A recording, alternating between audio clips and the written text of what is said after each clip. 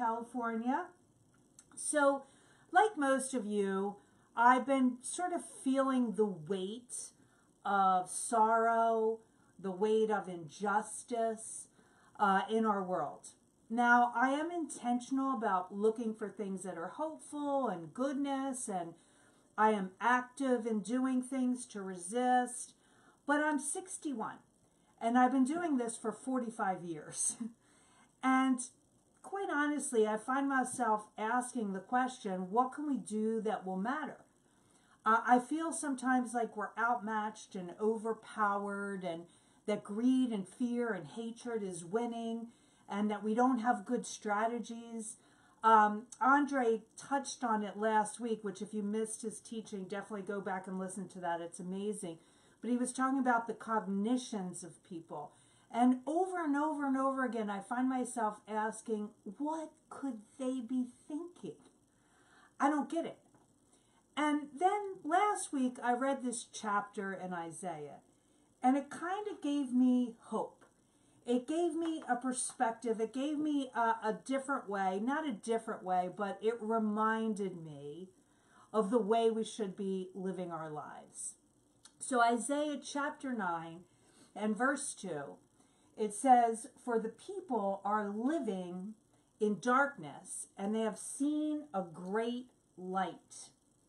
And upon those living in the land that lies in the shadow of death, light has dawned." So light is a constant imagery in scriptures.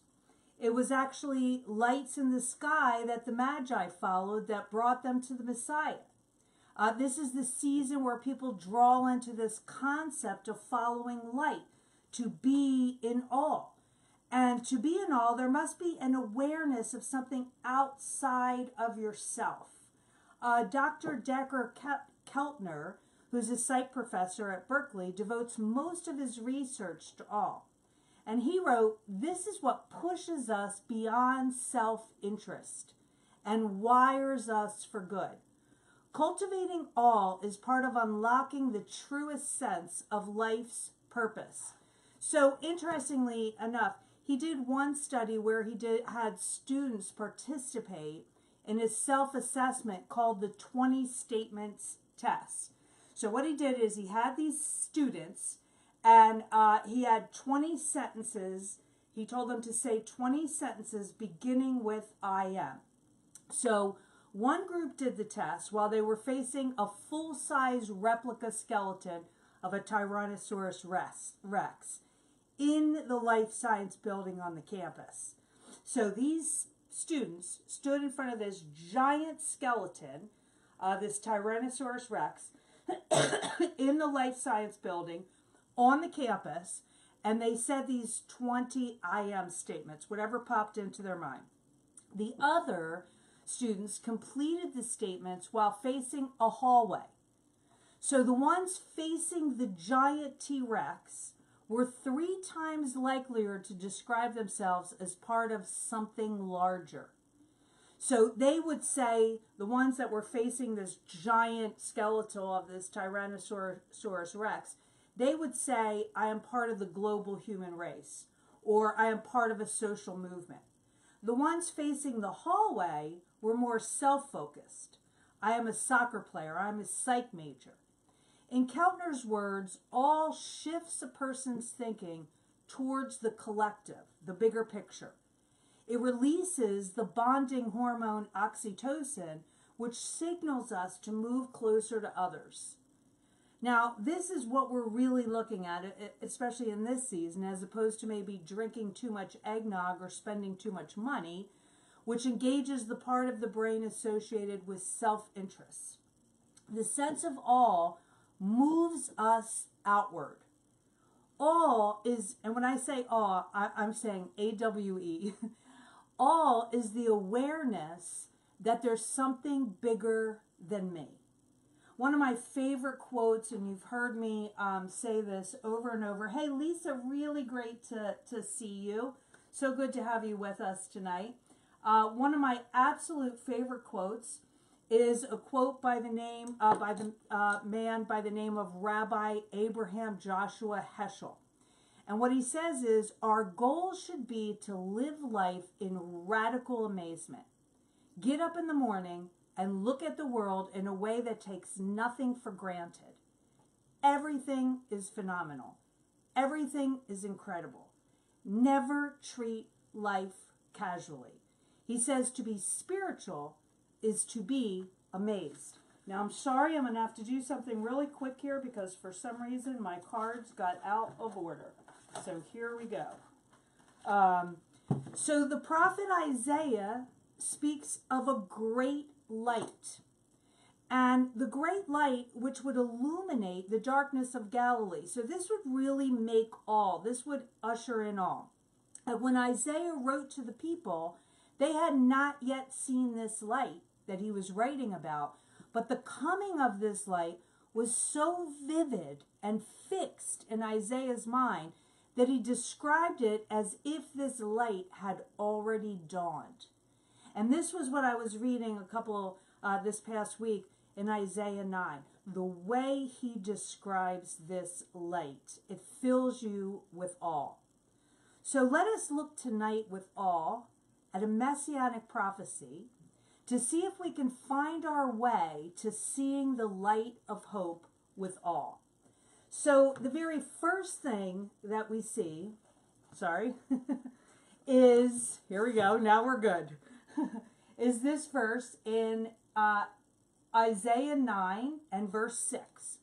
For a child is born to us, a son is given to us. Dominion will rest on his shoulders, and he will be given the name Wonder of a Counselor, Mighty God, Father of Eternity, Prince of Peace. And we all know that verse, and we've talked about it a couple times, but I really want to look at it sort of in this deeper way tonight to allow us to connect to what this means. A son is given. A son is given points towards this being a gift from God. And there is an awe to be found in the fact that Yeshua, the Messiah, would come as a human baby. Coquita, not eggnog. Okay, yeah. I know there's some Coquita people.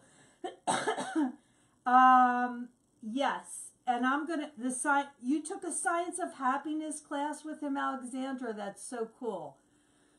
Yeah, that's the guy. And his name is going to be in the notes and the membership. That's really cool.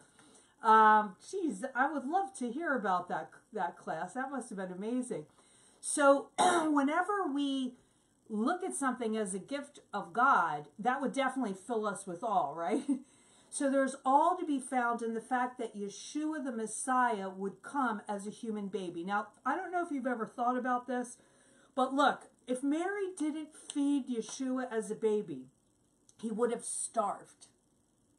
He was completely dependent upon his family to take care of him. He was helpless. He was a baby. He was a child. This is how very involved, how very connected the Messiah is with humanity. And just that small image to kind of think about just for a minute, it's not a Messiah that is disconnected from us. These things that you and I care deeply about, he cares about even more. This son in this text is further identified through a series of divinely given names. Now, name giving was a common Middle Eastern practice. In the Hebrew world, naming is not just a random act of selection. To name something is to designate its true essence or its purpose. So they didn't just say, oh, this name sounds really cool. When you got a name, when people named you, it was because they prayed about it and they really felt like they were inspired to give it to you. And by the way, cultures all throughout time, all over the world, sort of incorporate that naming into their children. It's very important. The names revealed here in this text are indicative of what the new king and his rule were to be known for. It says here, the dominion will rest on his shoulders. And the word for dominion is the Hebrew word misra, and it means government or rule. So look, this should feel like a little bit of a burden is taken off of your shoulders.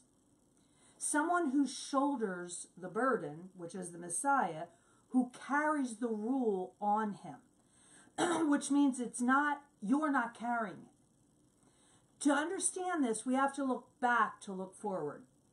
This was a time of great oppression that Isaiah was writing this in.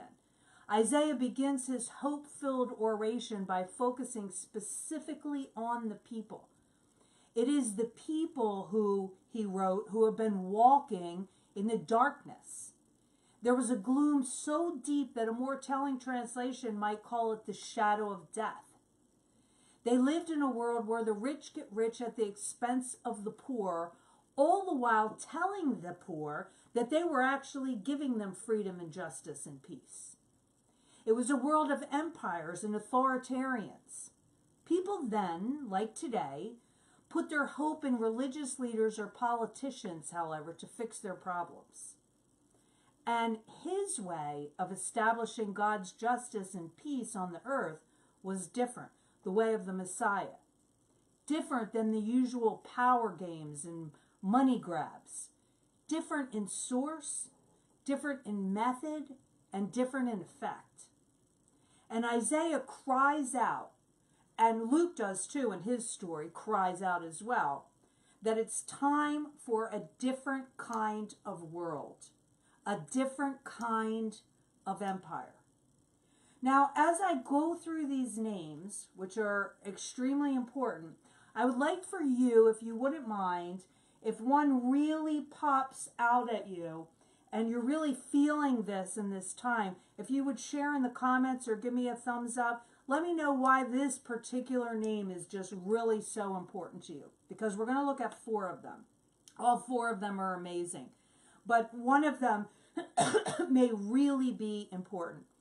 The first one we see is he is a wonder of a counselor. A wonder of a counselor.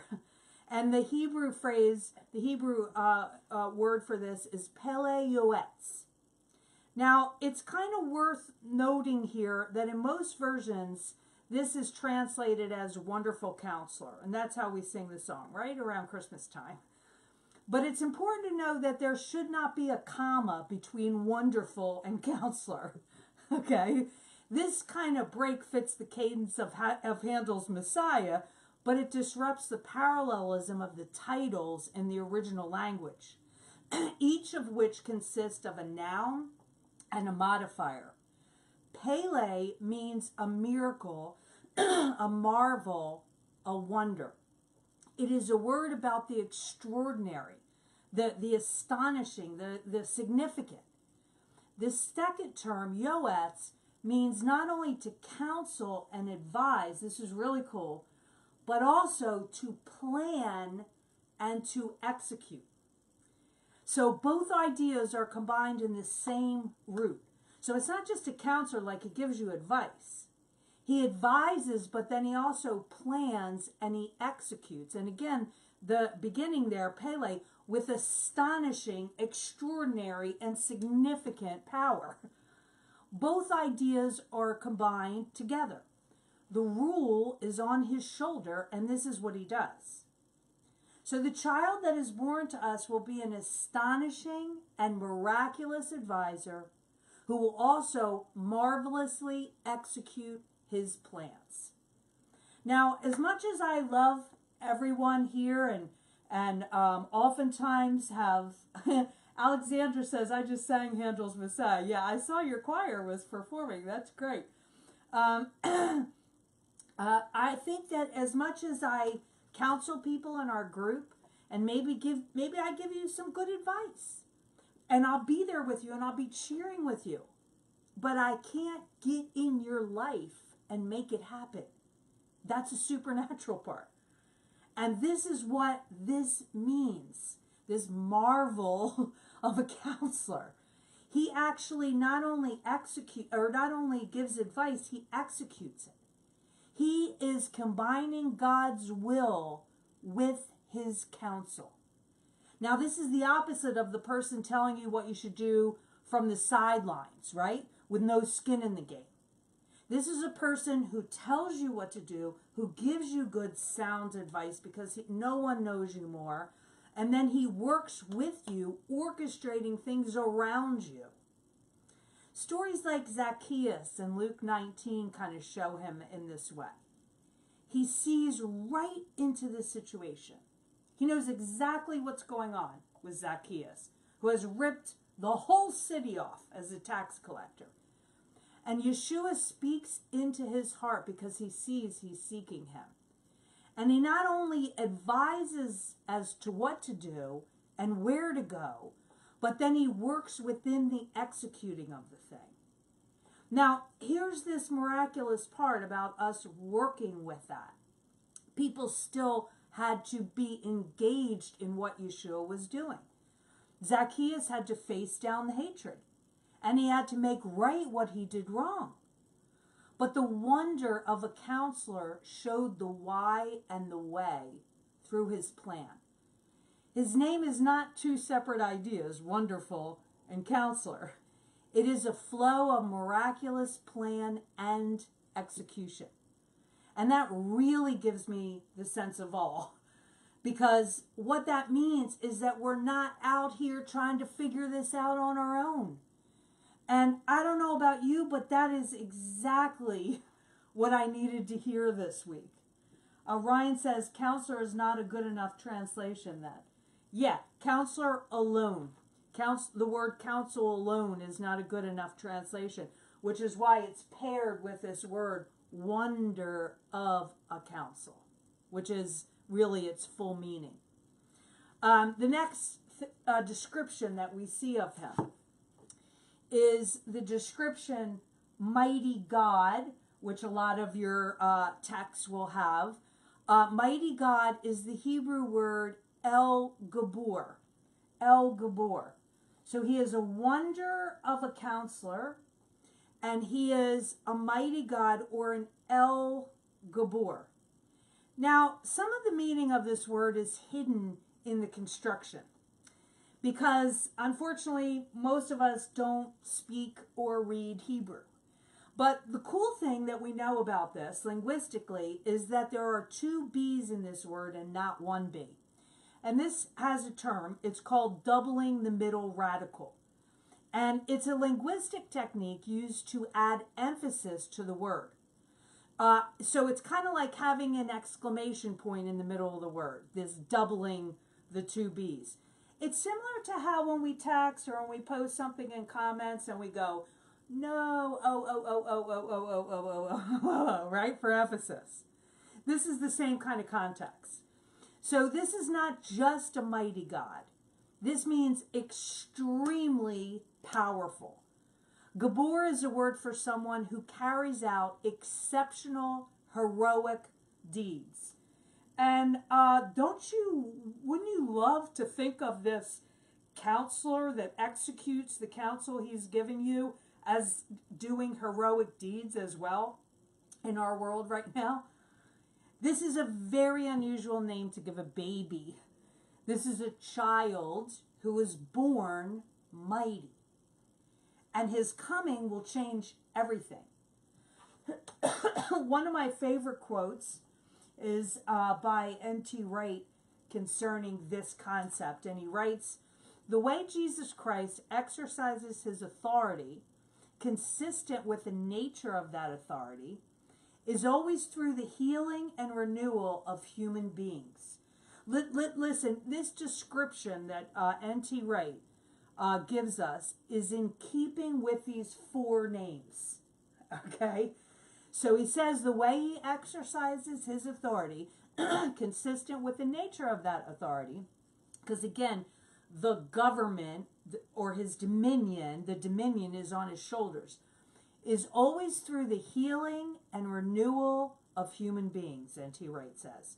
He goes on, calling them, as he called his first followers, to the dangerous, difficult, but glorious task of working as his agents, growing the kingdom, making it happen for real people in the real world.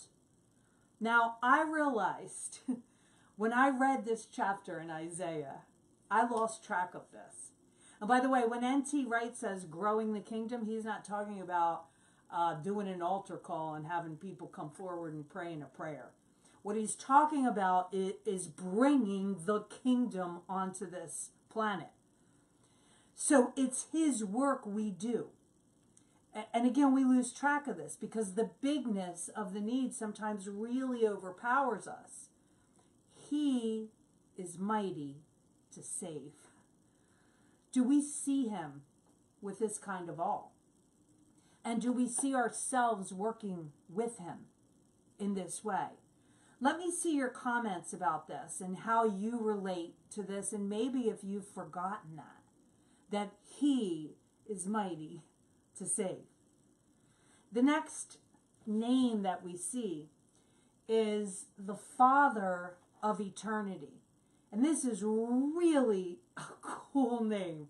The Father of eternity. In Hebrew, it's the Ab-Ad. Ab-Ad, B as a V. Ab-Ad. And the meaning of this one is really, really powerful as well. I must admit that I have had a hard time with this name because it's not the fatherhood language that I don't connect with. I do connect with fatherhood language. It's rather that father does not seem to work well as a title for Yeshua in my thinking. Although he may display fatherly qualities, the Brit Kadasha, or New Testament, never actually refers to Yeshua as father. Yet, this is one of his names. Ab-Ad. Ab means father, and Ad, A-D, means everlasting, eternal, perpetual, continual. This gives us a view of a character that never changes, that always is, and that always will be. The eternal father of the family.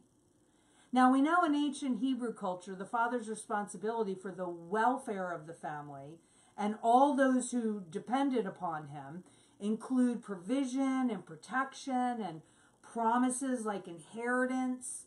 And Isaiah is using a word combination that roots the Messiah to the Hebraic mind firmly in the center of family life. Yeshua is the forever father. Oh gosh, I love that. He is the forever father. That would be another way of saying that. Now, why is that important? C.S. Lewis said, "No man knows how bad he is till he has tried very hard to be good." Maybe y'all have figured that out. I'm not sure. I know I definitely have. Ryan likes Gabor. Ryan definitely, or I have definitely figured that out. So no man knows how bad he is till he has tried very hard to be good. This forever father, there is a no matter what father love. There's nothing that you can do to make him love you more, and nothing you can do to make him love you less. The forever father ensures that love is not just in the future, one day. Eternal love is fully present now, and fully present in the future, and fully present in the past, all at the same time. Luke 1:33 says, "Of his kingdom there will be no end." I just love that. The fourth name and last name that we see is the Prince of Peace. And I've talked about this particular name once before. It's really a good name, especially in today's world. The Prince of Peace in Hebrew is Sar Shalom. Sar Shalom is translated in English, the Prince of Peace.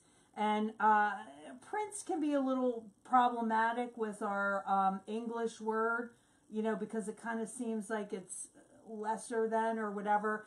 But I'm not even going to get into that. This is the only place in all Scripture, let's just look at the Hebrew word and not necessarily the English translation. This is the only place in all of Scripture where the combination Sar Shalom is used together.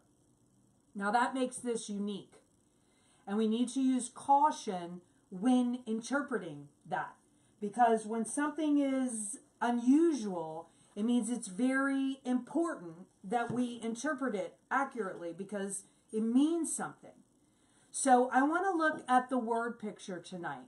And as most of you know, that Hebrew letters are not only letters like we see today, they're also numbers. They can also be numbers, and they can also be pictographs. So I want to kind of look at ancient pictograph of what this word, these two words, Sar Shalom, means.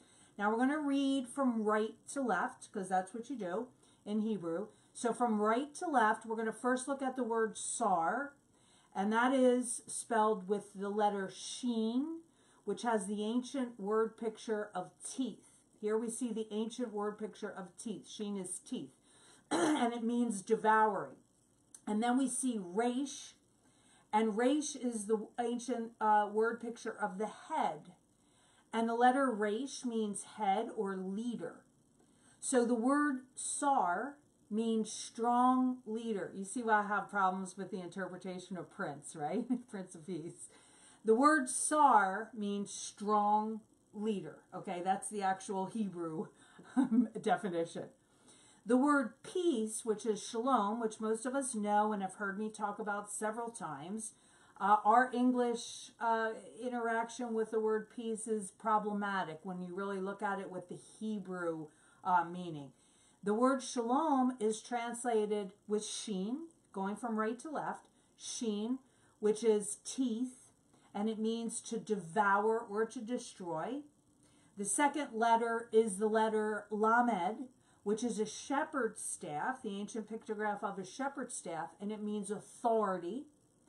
The third letter is the letter vav, which is the picture of a tent peg. It's what actually holds down the tent. It gives the tent its foundation. And the last letter is the picture of water, and it can mean power or it can mean chaos. So the word picture here that we see of these two words, Sar Shalom, it shows a strong leader that destroys the authority that establishes chaos. I'm going to let you see that a little closer here, just so that you can really pick up on that. The word picture of Sar Shalom shows a strong leader that destroys the authority that establishes chaos. And when we see all of these letters and we see them working together like that, shalom is a word that is interpreted as peace, but there's a lot to that, isn't there?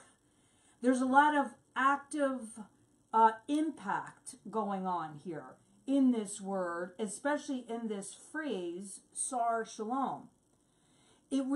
Shalom really means the wholeness, a wholeness in all aspects of life. It means to be reconciled with everything, physically, emotionally, mentally, spiritually, and relationally. That you're reconciled with yourself, your total self, not some kind of Gnostic separation thing. Your total self. You're reconciled with your body, with your heart, with your mind, with everything, with your emotions. You're reconciled with God and whole with God. You're reconciled with others and whole with them. You're reconciled with this very planet and whole with the planet and whole and reconciled with the animals on the planet. When a Jewish person greeted another person with the word shalom, it isn't just have a nice day. It means may all that you need for your wholeness and well-being come to you this day. The prophet Isaiah speaks of the birth of the Messiah who will be called Sar Shalom, the one in charge with dominion of Shalom. The church has long made use of this kind of language even to describe his birth as sort of tranquil and idyllic, all is calm, all is bright.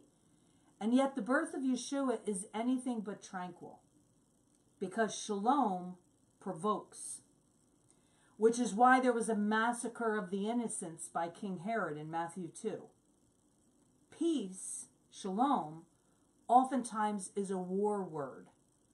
Sar Shalom is fierce. but that is what prevailing peace requires. Now, I'm thinking, here I am, I'm thinking, and I'm obsessing on ways to fix injustice and people's broken hearts and all that, when in fact, the ways are already there for us. Sar Shalom has them. And he wants to give them to us as a counselor. He wants to work through us. He wants to work with us. He wants to work ahead of us. He wants to work behind us.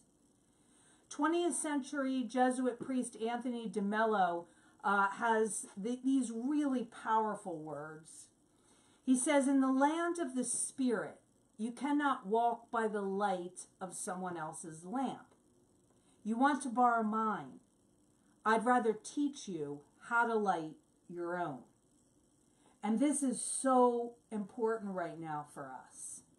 We're looking to leaders for answers. We're looking everywhere. We don't find anything, and people are disappointing us, and literally everything seems to be kind of blowing up. Our ability to bring light into this world comes from the names that a prophet used to describe the Messiah before he was even born. The wonder of a counselor, mighty God, Father of eternity, Prince of Peace. It rests on his shoulders. We need to connect with this truth right now. He wants to teach, to equip, to train, to guide, to empower, and to walk with us. And as that is happening, he is already in eternity working. So be all inspired with that revelation of him and bring that light into the world. Shabbat Shalom.